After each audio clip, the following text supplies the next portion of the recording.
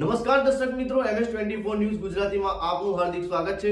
હું છું મુસ્તફા ગાજીને। હવે જોઈશું આજના મુખ્ય સમાચાર।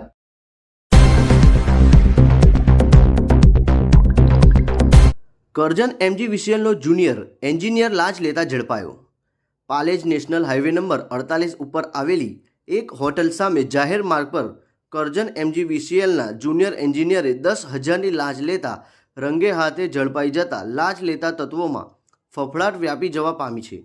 વડોદરા જિલ્લાના કરજણ તાલુકાના ગામે ખેતીલાયક જમીન ધરાવતા ખેડૂત જમીનમાં નવું વીજ કનેક્શન મેળવવા સબ ડિવિઝન કરજણ 2 ખાતે અરજી કરી ક્વોટેશન મુજબ ફી ભરવામાં આવી, તેમ છતાં વીજ કનેક્શન ન આવતા ખેડૂત આક્ષેપિતને મળી રજૂઆત કરતા આક્ષેપિતે નવું વીજ કનેક્શન આપી ટીપી જગ્યાની ઉપર મૂકવામાં અને વીજ કનેક્શન ચાલુ કરી આપવા અવેજ પેટે ₹10,000ની લાંચની માંગણી કરી છે, જે લાંચની રકમ ફરિયાદી આપવા માંગતા ન હતા। એસીબીનો સંપર્ક કરી ફરિયાદ આપી હતી, જે આધારે લાંચના છંટકાવનું આયોજન કરેલ હતું। જે દરમિયાન જુનિયર એન્જિનિયર જયમિત કુમાર મહેશભાઈ પટેલ ખેડૂત સાથે તે બાબતે વાતચીત કરી લાંચની રકમ સ્વીકારી સ્થળ પર એસીબીના હાથે ઝડપાઈ ગયો હતો।